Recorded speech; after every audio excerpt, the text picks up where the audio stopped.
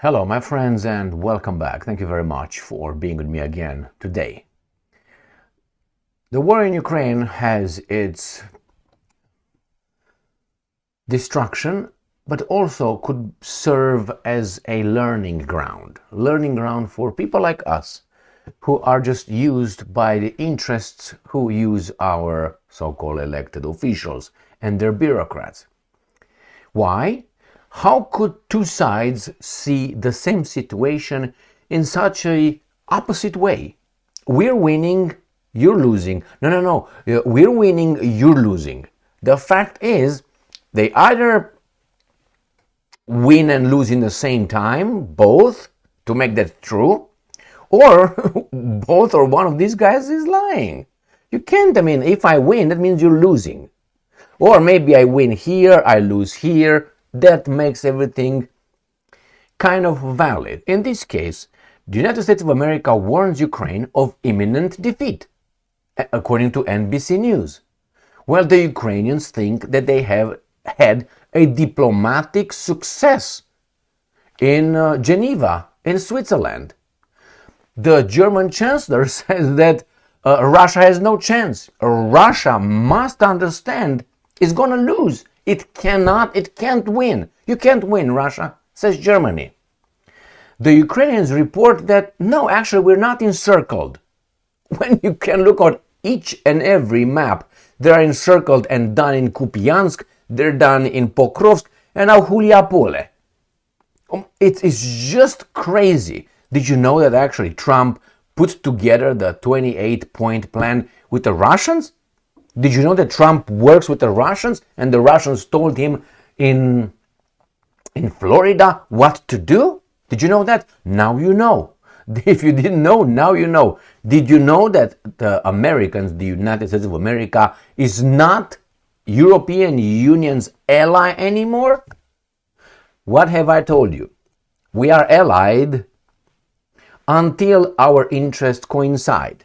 When our interests are not coinciding, I'll let you go. I will join someone other ally against you. So the Europeans are saying that because Trump is doing his thing, sideline them because they have no value, United States of America is no ally. Trump says, I'm going to meet Zelensky only after, and this is finally something logical for Trump, only after I discuss the peace plan that we put forward with the Russians. Then, if everything is finalized with the Russians, I invite the baboon to, open the door, open the whatever beer bottles and so on.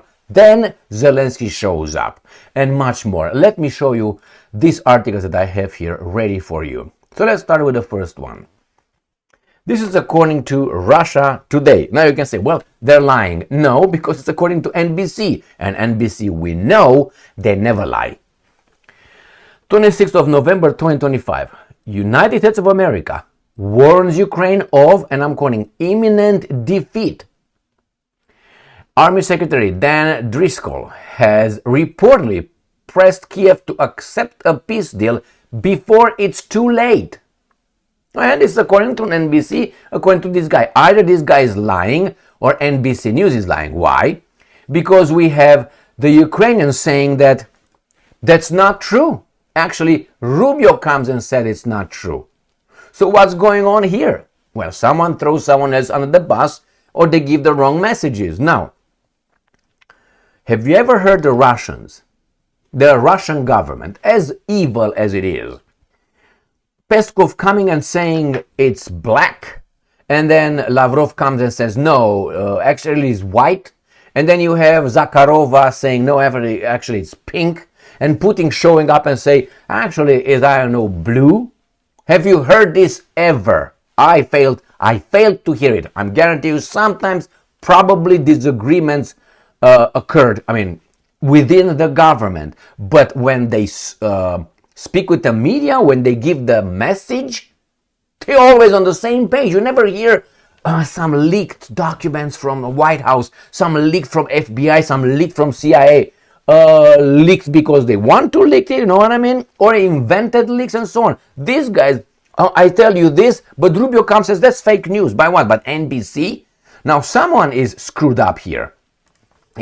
A senior U.S. military official has warned that Ukraine and I'm quoting, faces imminent defeat on the battlefield and urges Kiev to accept the U.S. drafted peace deal before its position deteriorates further. NBC News reported on Tuesday, citing people briefed on the talks. In a meeting with Ukrainian officials in Kiev last week, U.S. Army Secretary Dan Driscoll told his counterparts that their troops, and I'm quoting, faced a dire situation on the battlefield and would suffer on imminent defeat against Russian forces. NBC News reports, citing two sources. Is it true or not? The message was basically, you are losing and you need to accept the deal, the network source said. All right, but then we have this guy saying, no, that's not true. I will show you. Just stick around. Rubio denies NBC report claiming United States of America Army Secretary warned Ukraine of imminent defeat.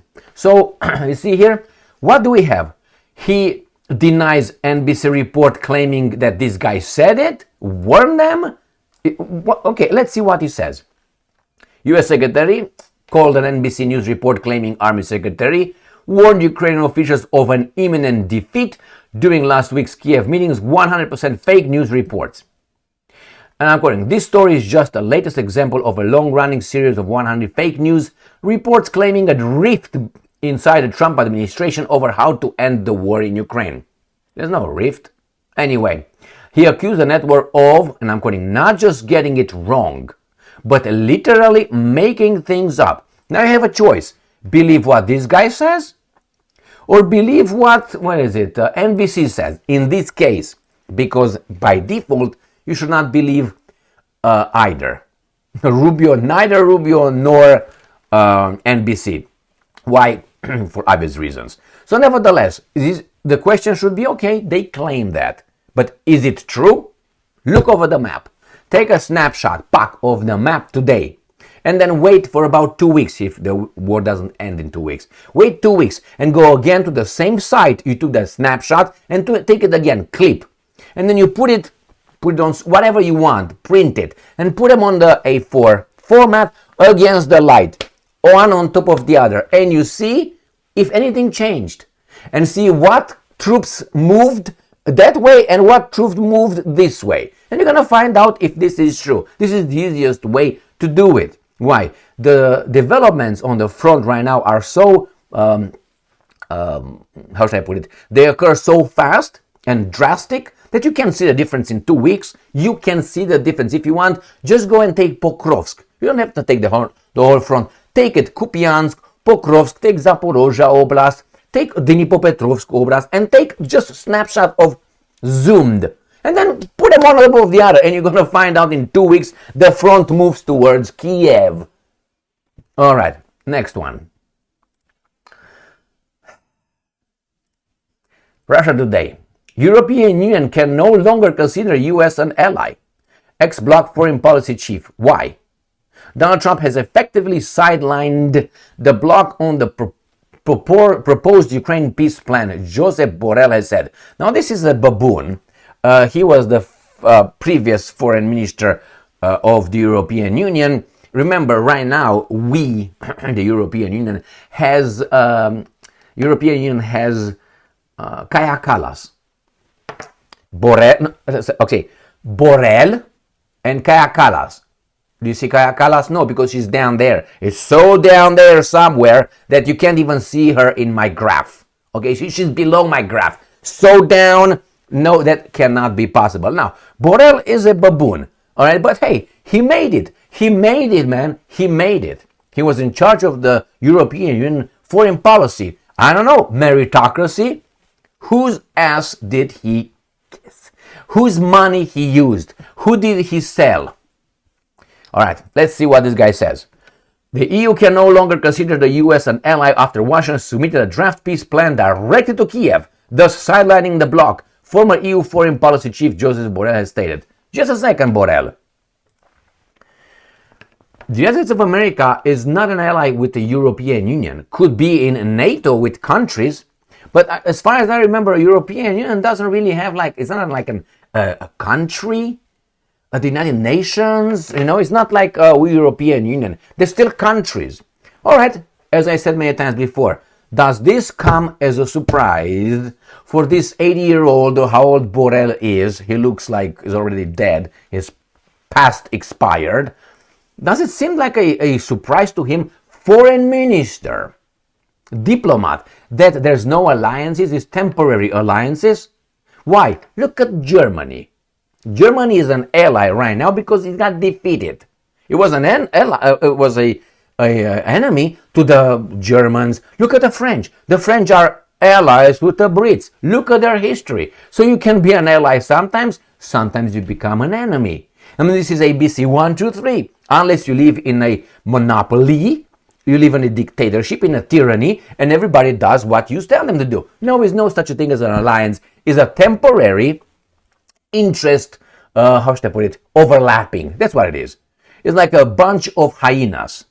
They see a victim and they can't do it on their own, alone. Therefore, they call everybody else, and it's always one guy a little bit higher, stronger than the other ones, and under his leadership, they go and attack the victim. If the kill is successful, the guy in charge will distribute some little perks to the baboons who participated in the kill. That's how it goes. And after that, they all go home. And then they see, let's say, a victim right here among us. And then they're going to jump. The good example is Slovakia. A good example is Hungary. A good example is, or are, if you remember the countries for Visegrad, the 4 countries, remember, Czech Republic, Slovakia, Poland, and Hungary, they were destroyed. They were the enemy as long as they didn't follow the orders. You see? So it's not, that's why this is a learning session. It's a learning opportunity to see how things are actually run. No, he knows exactly what's going on over here. All right, so he's not an ally. No, and why should the United States of America? Why didn't you bring a peace plan? Let's take it the other way around. Why didn't you, the European Union, come up with your own peace plan and gave it to Ukraine or gave it to the Americans? Why the Americans have to come with a peace plan? You said you're not going to talk to Putin. Remember, we don't talk to Putin. Orban talked to Putin. Fico talked to Putin. Macron talked to Putin until Zelensky says, hey, Macron, that was in 2022 in about August or September. Why do you speak to Putin every day? Why do you have to speak with Putin? And Macron stopped talking with Putin for about a year and a half. Until, what's his name, the other one? Scholz? Not Scholz. Yeah, Scholz, the other one. The other chancellor of Germany said, let's talk to Putin a little bit. Can we talk to Putin? Who do you ask? Who's in charge? European Union or the guys in charge of Ukraine? Or the guys in charge of the guys in charge of Ukraine are the same guys who are in charge of the European Union and the United States of America. This was an order given. European Union has to wake up and accept reality. You are not what you were. Who destroyed you? The same guys who right now lead you. They control you. Who are those guys? All right. Let's move to another thing. Remember, they said that Marco Rubio, right, said that the reports claiming U.S. Army Secretary denies reports, right, that Ukraine of imminent defeat. But hey, what do we have here? Ukrainian neo-Nazi fighter admits frontline situation critical. Okay, now I learned in this baboon situation in Ukraine how media kind of works. The Russians usually exaggerate or minimize a third. So, 33% they exaggerate or they minimize the situation. So we advanced, let's say, 3 miles. All right, let's say, yeah, probably they advanced 2 miles, okay? So they exaggerated 1/3. The Ukrainians, on the other hand, when they say we advanced 3 miles, they probably advanced 1 mile, right? So the Ukrainians are always the other way around. They lie 2 times more than tell the truth. The other guys, I'll tell the truth twice, 2 times, and they are lying 1/3. So the same here. When you hear these guys using the word critical, dynamic, that means it's already dead. And they usually come after about 2 to 3 days and say, It's over. That's what they say. Exactly like that. So, Russian forces are advancing rapidly along entire front. Maxim Zorin has warned. Ukrainian troops are not just losing settlements, but entire sectors along the front line to rapidly advancing Russian forces. The former commander of the neo-Nazi Azov brigade has warned. This guy is not in Russia. So there's not a Russian AK at his temple to say what he says. According to Maxim Zorin, the battlefield situation for Ukraine is only getting worse. So who was right? Is this guy right over here? And I'm quoting, in some areas, in the absence of urgent decisions, the situation is becoming critical. In fact, I don't remember such a rapid enemy advance for a long time. He wrote on Telegram on Monday. The issue now is not the loss of certain settlements, I'm quoting, but in general a significant improvement in the enemy's operational position in entire sectors. The former Azov commander said, the neo-Nazi used, blah, blah, blah, blah. You got it? So who's lying here? The report, Mr. Dan Driscoll, all of them. Start with the default, all of them, and then you, by verifying, you put this to the side, by elimination. That's how eliminate them like that, one by one. But by default, you should start they all lie. Don't start with nobody lies, because that's not true. We all lie. All right. It's just the circumstances and the extent. So let's go to these guys who say that actually it was a victory for Ukraine's diplomacy. Now, who lives in the cuckoo land? You tell me. Ukr form. Geneva consultations. It was consultations.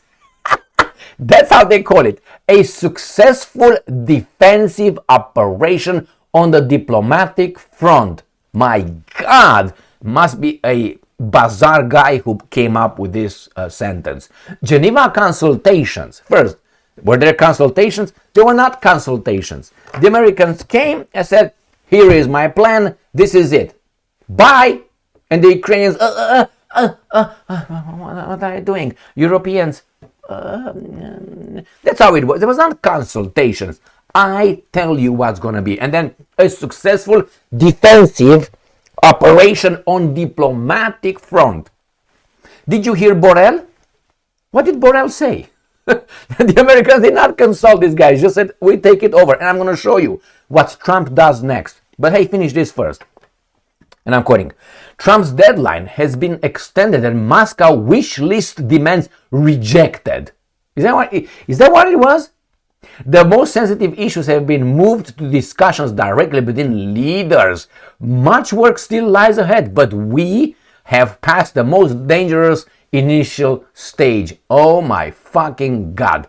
Last week, the Ukrainian media discourse was buzzing with alarming insider information. 28-point plan, demilitarization, abandoning NATO aspiration, Trump's ultimatum deadline on Thanksgiving. This headline sounded like a verdict. The White House administration seemed to be only interested in a quick resolution, and not in its quality or fairness. However, on November 23rd, what diplomats cautiously call a paradigm shift, and experts a tactical victory for Kiev took place in Geneva. Not true. It's too much to talk about it. Not true. Why? Look at this one. This is what this proves that's true. Russia Today. Trump dashes Zelensky's hope of urgent meeting. Okay, the US President said Steve Witkoff will travel to Moscow in a renewed mediation push. US President Donald Trump has signaled he will meet Ukraine's Vladimir Zelensky only when a peace deal on the conflict with Russia is, and I'm going, in its final stages.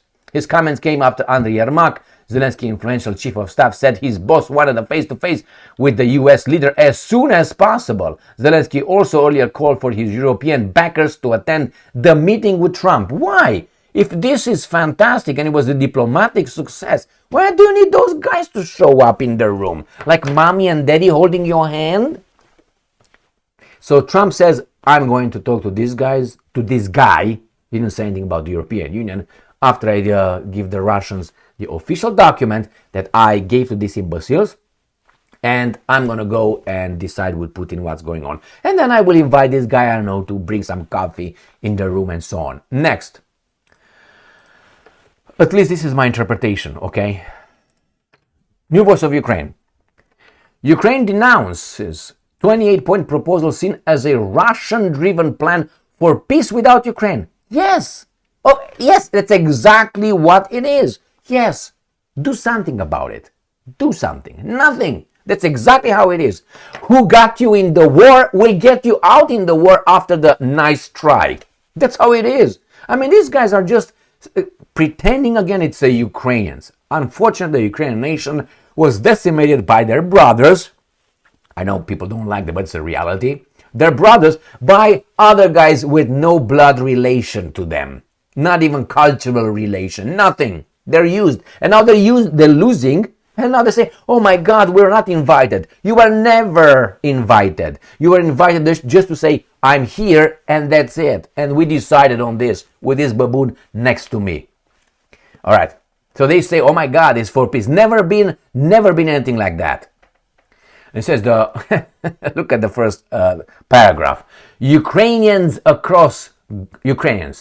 government, civil society, and political circles are sharply rejecting a reported 28-point proposal that Reuters traces to talks between Donald Trump's team and a sanctioned Russian envoy, Danilo, whatever his name, arguing the plan resembles the Russian-driven blueprint for forcing Kiev into concessions rather than a credible path to peace. So they say that actually it was this guy who showed up in Danilov, show whatever his name, showed up in Mar-a-Lago, and he discussed with the Trump team and he gave him the ultimatum, and this guy said yes. So this is the implication. They're going to get there. Now, let me tell you this. I'm here and let's say you're my enemy. Let's say, okay, and we look at the sun or the outside the window, both. We don't like one another. But there's the day, and I say, there's a sun out there. And you, my enemy, say, yeah, that's a sun out there. Oh my God, man, you were made to say that by me. No, that is a clear representation or an observation of reality. So when the Americans made the plan, that's what they have to work with, the conditions created by whom exactly in Ukraine. It's not that they have to do it. Like, remember when the Americans claimed, oh, the Russian Sukhoi 54 or whatever they said at that time, I can't remember which one it was, is just a copy of our F-35. And it was a Russian general who said, well, I have to remind the Americans that the law of aerodynamics and aeronautics were not invented by the Americans.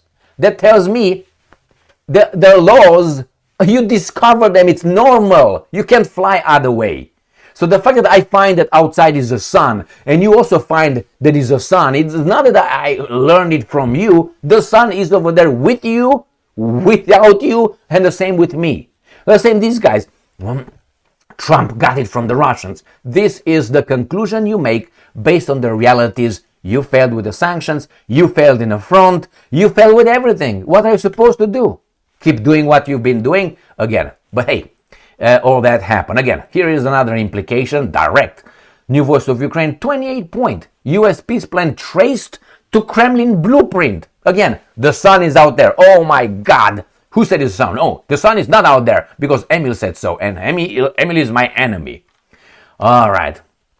Document prepared by Russia. The US-backed peace plan for Ukraine was based on a document prepared by Russia. Yes, Russia came and said, this is what's going on. This is what we want.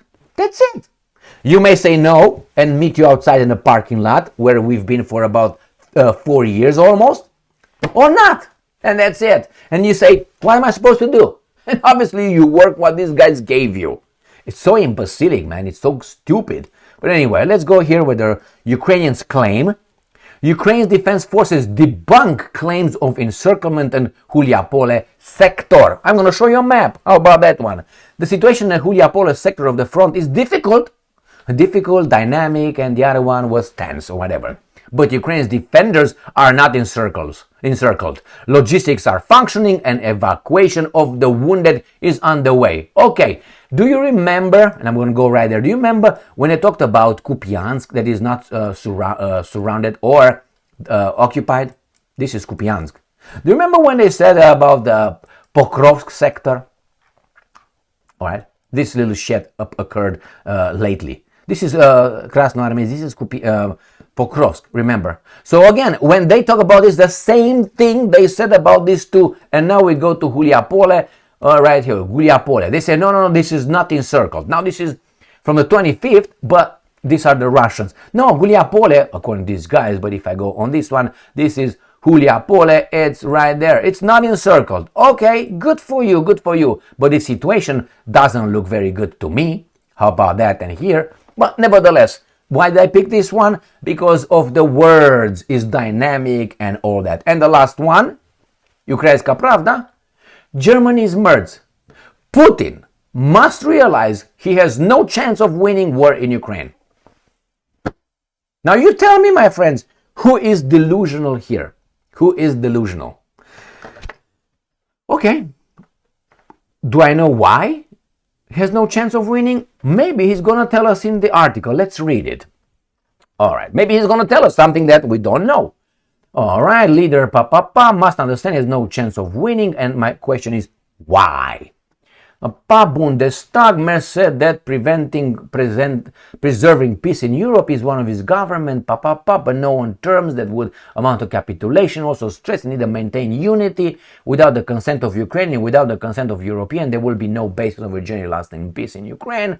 Welcome President Donald Trump's end of the war. Merz reiterated could end the war within minutes if Germany wanted to. He said that Germany will continue to support Ukraine for as long as possible. So this would be the only reason why Putin must understand, because Germany will continue to support for as long as possible. That means until the Ukrainians will be no more. And then they will move into Poland and the Baltic states and maybe Romanians.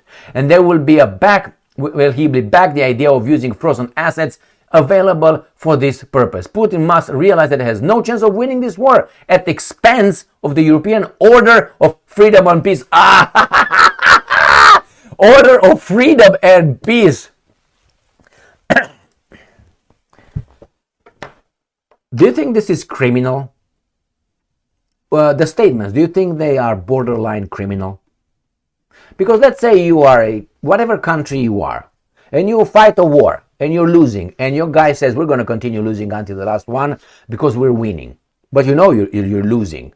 Are those statements criminal? When they tell you, we're going to fight until the last of you, and when we get close to me, we're going to make peace. Well, what is that? All right, remember, it's always been like this in our history. Always, the guys in charge of us used us however they wanted. They made peace and they made war whenever they wanted. They owned us under the so-called social contract. Under the social contract, you agree that the guys in charge of you can use you to fight their just war whenever they want. In this case, these guys can use you. If the German Chancellor wants tomorrow to find a little reason somewhere, interpretation, that we've been attacked and you, the German people, have to go in a hot war, direct war with Russia, he legally can do that. And the Bundestag and all those guys, they legally can say, now you go to war with the Russians. Got it? And now Rheinmetall is going to make a kill in the profits. They can do this. Any country, every guy in charge can do that. What are you going to do? You're going to say no? Arrested. You're going to be arrested, jailed, and maybe, I don't know, put in front of a squad and given some bullets to look at coming towards you. Well, my friends, this is the way it is. So these guys could be criminal. I think that they are. Why? Because my freedom and order tells me that these guys are losing, but they're going to use us to the last one of us. And I don't want to participate in that. I do not want to participate in it. But under the social contract, I have to participate. When can I say no? When I can change them to the democratic vote? No, there are other means as well. Which ones? We can't reveal on YouTube. Thank you very much for being with me again today. Stay strong, stay smart, look for the truth, and be just.